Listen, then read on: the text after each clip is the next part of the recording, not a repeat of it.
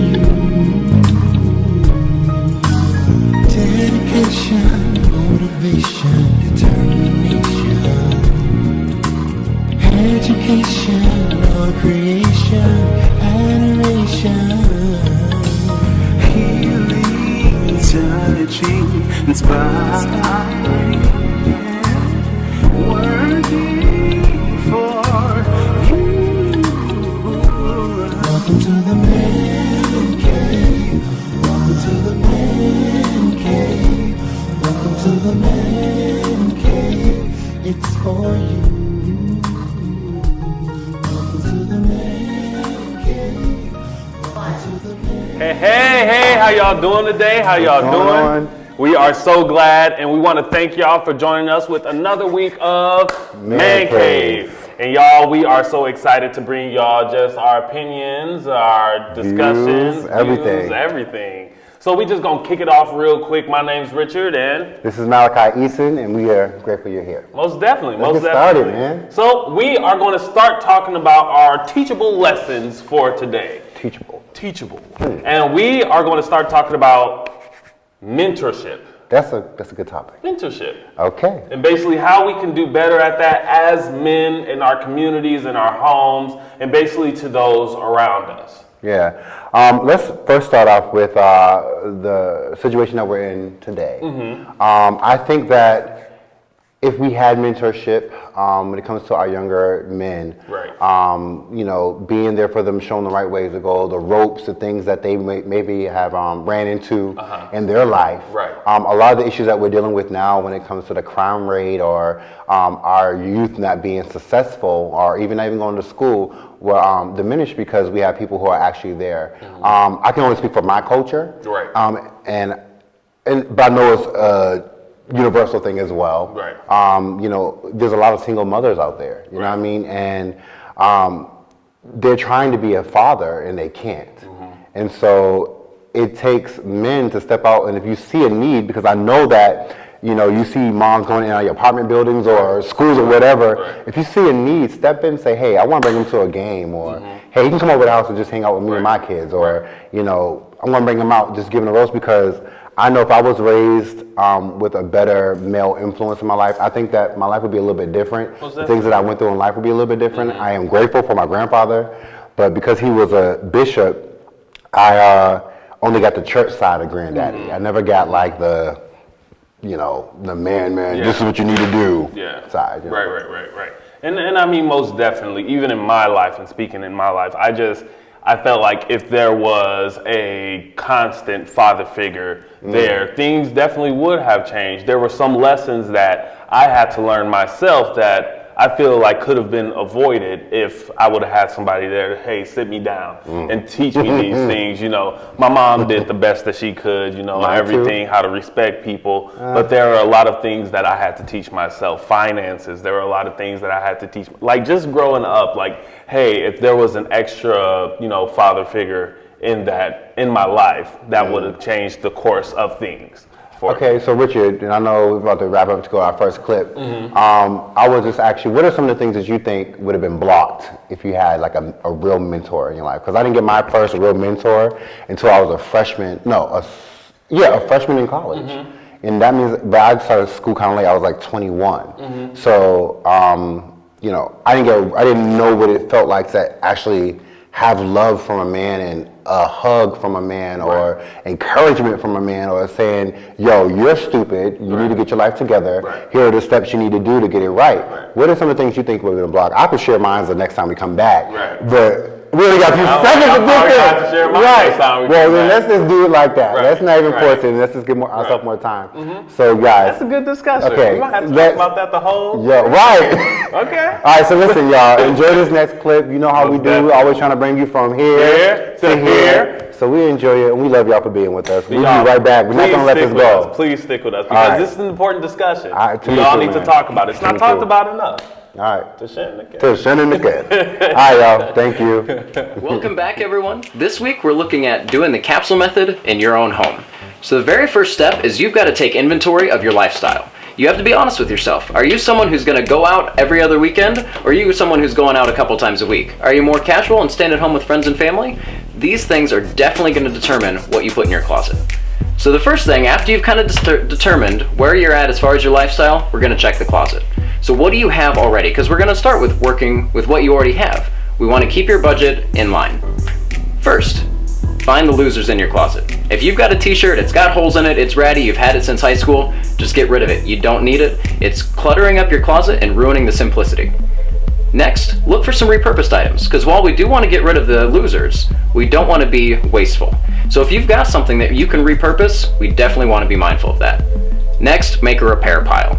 If you've got a jacket that's missing a button and it has been for years, put it in a pile, find someone to fix it for you or do it yourself. Just get those things taken care of so they're not taking up empty space. Next, we're going to be picking our core items. So these items, remember, we need to be simple, they need to be versatile, and they need to be quality. So find those items in your closet. They need to be based on your lifestyle, and you need to know what you need and where your strong suits are and where you're lacking. And that's going to help you build your checklist for your wardrobe going into the future. So we've actually created a list of some pretty common core items for you, and you can check these out and use this kind of as a template for your own shopping needs. So first, every man has a need for a dark suit. These can be navy or charcoal. Those are going to be the best and most versatile for your needs. 2, you need 2 solid pairs of blue jeans. Those are huge for your wardrobe. They're great for being casual. As we showed you last week, you can dress them up. 2 solid blue jeans is a must. Number 3, if you do spend a few nights going out, a sports jacket is going to be great for you. It's going to be that no man's land between casual and fancy. It's going to be great for an all-purpose use.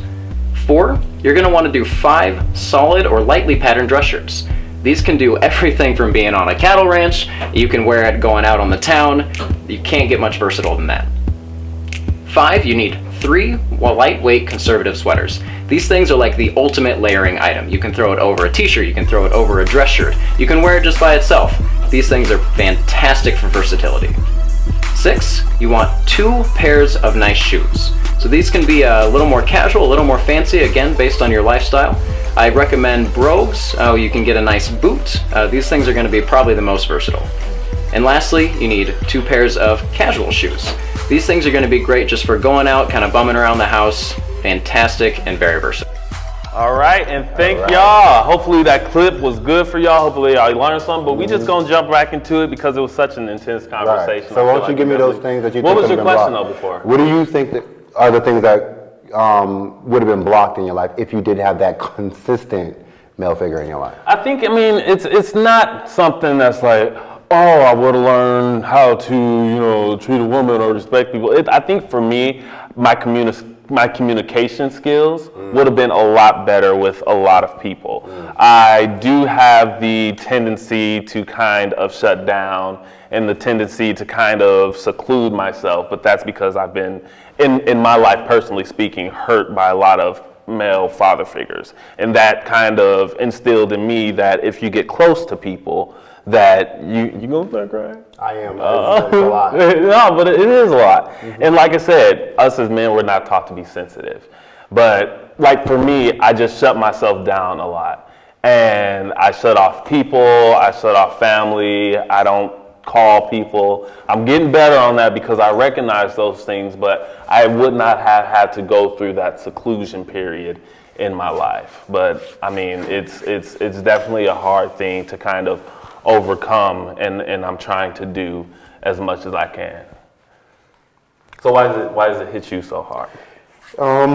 It hits me hard just because I feel like I'm a father too, so Right. it gets hard because I'm not necessarily there with my son. He's out of town, and I try my hardest to do communication, Right. text, chat, and all that jazz. But I feel like it's been a struggle for me as a father to know what it means to be a father. Right. And because I didn't have that influence in my life, it really made life hard. So whenever I was with my son, though I know my son loves me, he respects me, it was more so of, am I doing this right? You know what I mean? What are the things that we do whatever the things that I do to provide a better upbringing for my son so he doesn't have to go through the things that I went through. So, yeah, it's emotional. I didn't know it was going to get emotional, but in reality, it's life. And that's why I think it's important for men to step up to the plate. Stop being so stupid. Like, even if it's your own kids, like, you don't have to be with the mother of your child to be around to make an impact on that child's life. You know what I mean? And so I just think it's important that we say to all the men, you know what I mean, like, you don't have to be a father, but if you see somebody who needs help, you know, if you see a young man out there who needs that influence, be that person. Like, that's our responsibility. And if we don't do it, we're going to continue to keep falling back into the society which we thought we was over. We're starting to slowly but surely go right back into that same era of life. You know what I mean? So somebody needs to do it. We don't have no more pop-pops. We don't have no more big moms. Our big mamas are freaking 30 years old now. You get what I'm saying? So I don't have a big mama no more. You get what I'm saying? So and this is the thing.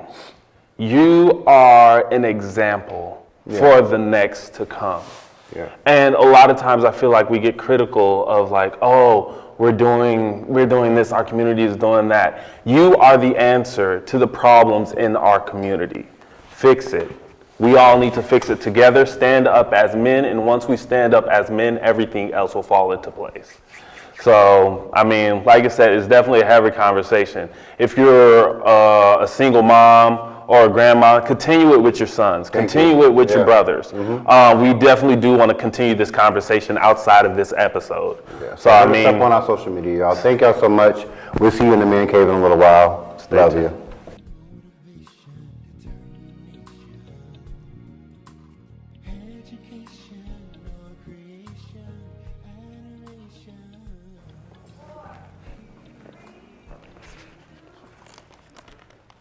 Hey, how y'all doing? Welcome back to the Man Cave. Let me put this down. Please. So, we just gonna jump right into it once again, like we always do. So,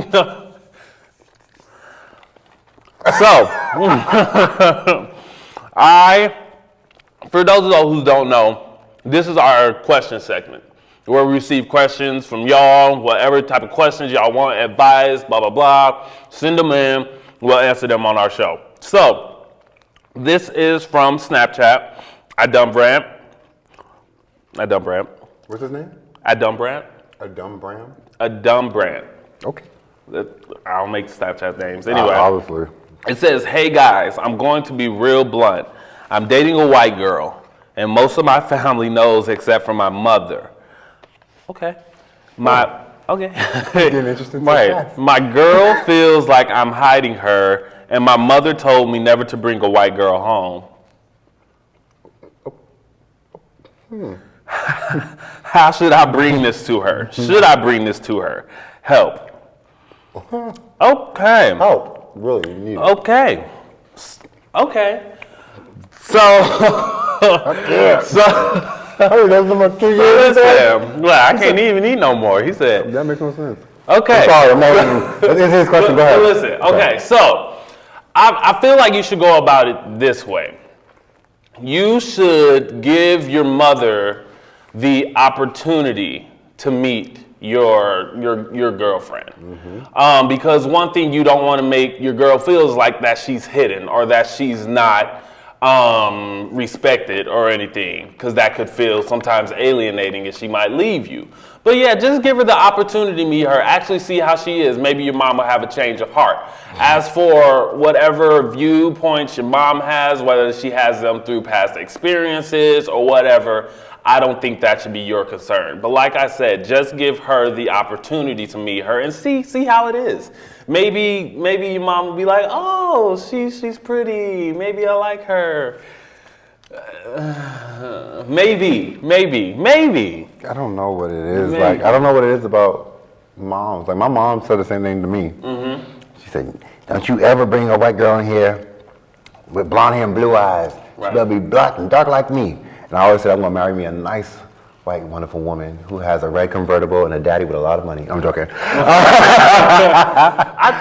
no, in reality, man, it just depends on I mean, you're grown. You have to be grown, obviously. Right. You've been dating for 2 years. Your whole entire family knows. So first of all, your mom's going to be upset that you didn't tell her and everybody around her knows. Like, that's shady. That's the first thing that's shady. Right. The second thing is, like, you're a grown man. If you love her, also you love her, you hit us up and ask us for advice, what are you hiding for? What are you hiding for? So, bro, be a man, do it. The one thing I think you haven't put into the equation, your mom is forever going to love you. Even if she says she's upset with you, she's going to forever love you. Right. She may be upset, but it is what it is. So, Right. bro, hit her up and let her know. Yeah, just Okay. let her know. All right, so let me go to the next question. So I have some, whatever that thing is. Pretzel. Pretzel. That's what you. All right, so this is from Gary McFadden, a normal name, from Charlotte, North Carolina.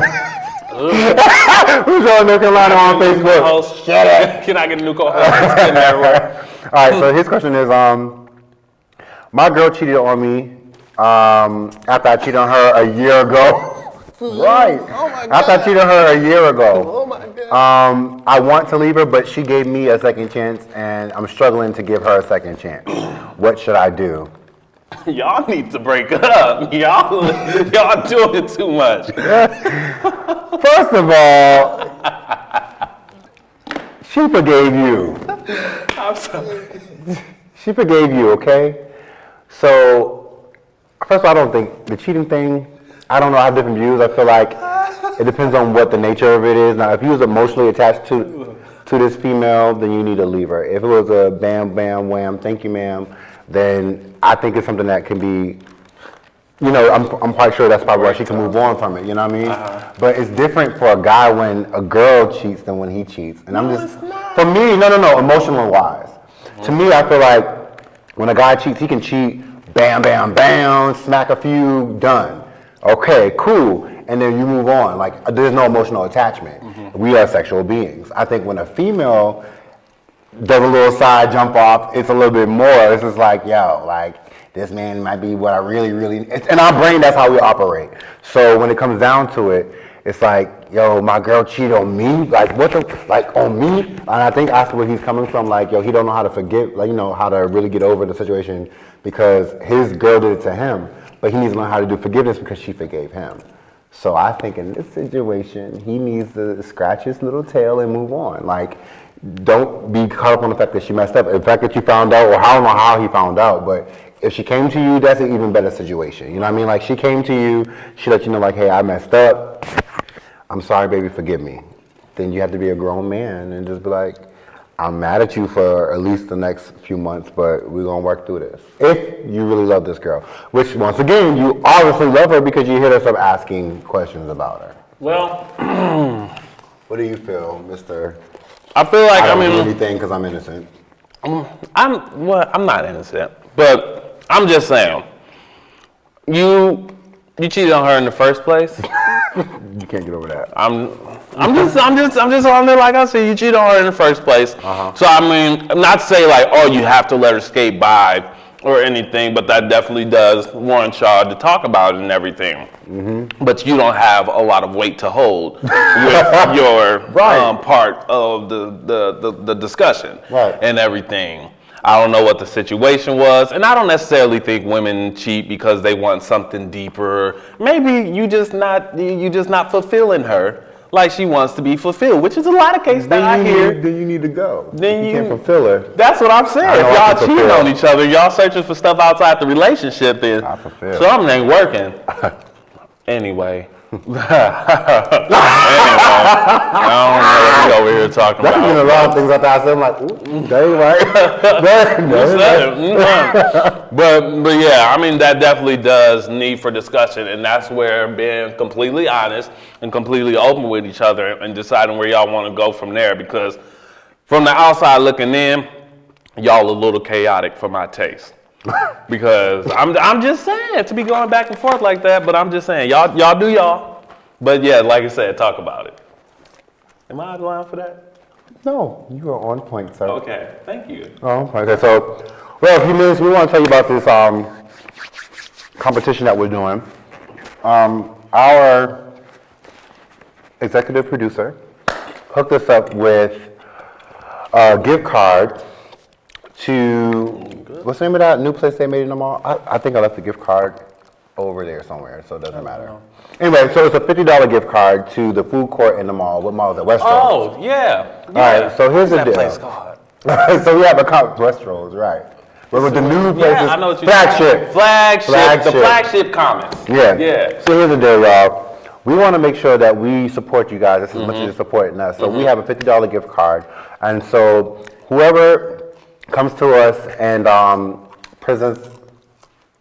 I just dance when I get happy. Okay. And I'm happy when I eat food. Okay. Presents to us the most embarrassing story they ever had via Facebook, Twitter, whatever social media you have. We're going to give you and send you a gift card for $50 for the flagship. All right, so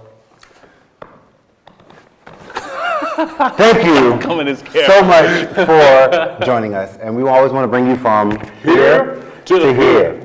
To Shannon Canyon, hey, to Shannon. Good to be here. I wrote this song called Dear Daddy. It's dedicated to all the fathers who have to deal with issues with the mother of their children.